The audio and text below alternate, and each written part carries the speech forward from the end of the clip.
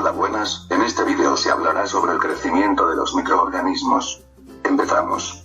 En primer lugar, se podría definir al crecimiento de los microorganismos como el aumento del número de microorganismos a lo largo del tiempo. También otra definición algo más específica podría ser que el crecimiento microbiano es el aumento de la masa total de protoplasma de una población microbiana.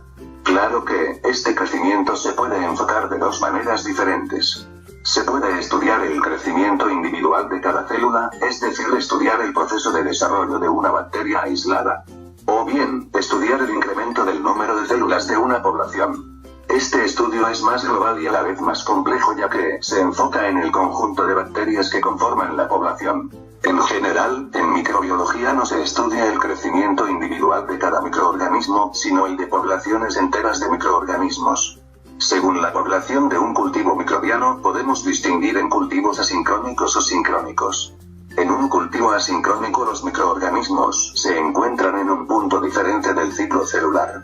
Por consiguiente, en un momento determinado en un cultivo, se encuentran células que acaban de dividirse, otras que están replicando su ADN, otras que están creciendo, otras que están iniciando la división celular, etc. Mientras que en un cultivo sincrónico todas las células se encuentran simultáneamente en la misma fase del crecimiento celular. Los cultivos sincrónicos son muy difíciles de mantener por lo que su importancia está principalmente ligada a los estudios básicos de biología microbiana. A la vez, podemos distinguir entre dos tipos de crecimiento, el crecimiento equilibrado y el crecimiento secundario. El crecimiento equilibrado es aquel en el que todos los parámetros del cultivo, biomasa, número de células, cantidad de proteínas, de ADN, etc., evolucionan en paralelo, es decir, que evolucionan conjuntamente. El crecimiento equilibrado probablemente ocurra en muy contadas ocasiones en condiciones naturales. Por tanto, es principalmente un concepto de aplicación en el laboratorio. Sin embargo, es útil porque permite estudiar el crecimiento microorganismos. El crecimiento secundario, por su parte, es aquel en que los componentes no evolucionan de manera conjunta. Un ejemplo sería cuando la célula ha agotado nutrientes y forma esporas, por lo tanto otros componentes aumentarán. Cuando está en fase de crecimiento, la célula crece progresivamente y se divide en dos células iguales. El crecimiento de una población de microorganismos ocurre de una manera exponencial. El crecimiento exponencial es una consecuencia del hecho de que cada célula se divide dando dos células hijas, las cuales al dividirse darán cada una dos células hijas, así es que en cada periodo de división la población se duplica. Para cuantificar el crecimiento de estas poblaciones de microorganismos se usan diferentes expresiones matemáticas. Las bacterias crecen siguiendo una progresión geométrica, ya que el aumento del número de las células, al irse duplicando, es una progresión geométrica de base 2. Esto provoca que haya una relación directa entre el número inicial de células, representado con una n sub 0, y el número final de células, representadas con una m, tras el número de generaciones que hayan ocurrido. El número de generaciones se representa con una n minúscula. De esta forma, se puede calcular el número de bacterias usando la ecuación siguiente. El tiempo que transcurre entre que la célula nace hasta que se duplica se denomina tiempo de generación, y se representa con la letra G. Se puede calcular con la siguiente fórmula, donde T es el tiempo de crecimiento exponencial y n minúscula, que como se ha dicho antes es el número de generaciones. Si conocemos número inicial de células y el número final de células se puede calcular el número de generaciones, y conociendo el número de generaciones y el tiempo de crecimiento exponencial calculamos el tiempo de generación. Se puede observar que una misma fórmula puede tener diferentes expresiones que pueden facilitar el cálculo de los distintos parámetros.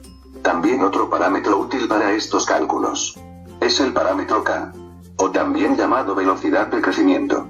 Este parámetro mide el número de generaciones por unidad de tiempo de crecimiento exponencial, y se puede calcular conociendo el número de generaciones que hayan ocurrido y el tiempo de crecimiento exponencial. Los tiempos de generación de bacterias creciendo en ambientes favorables pueden ser muy cortos. Si la bacteria crece en un medio líquido, las células que se producen en cada división continúan su vida independientemente en la mayoría de los casos, formando una suspensión de células libres. Cuando una célula aislada comienza a crecer sobre un substrato sólido, el resultado del crecimiento al cabo del tiempo es una colonia. Se denomina unidad formadora de colonia, UFC, a una célula viva y aislada que se encuentra en un substrato y en condiciones ambientales adecuadas y produce una colonia en un breve lapso de tiempo. Una UZ también puede corresponder a más de una célula cuando éstas forman parte de grupos unidos fuertemente, ya que cada grupo formará una sola colonia. Por último, describiremos las distintas fases de crecimiento de los microorganismos, observando la curva de crecimiento bacteriano. En primer lugar, se observa la fase de latencia o también llamada fase de lag. Durante esta fase las bacterias se adaptan a las condiciones de crecimiento. Es el período en el que las bacterias individuales están madurando y no tienen aún la posibilidad de dividirse. La fase de lag representa un período de transición para los microorganismos, cuando son transferidos a una nueva condición. En esta fase se producen las enzimas necesarias para que ellos puedan crecer en un nuevo medio ambiente.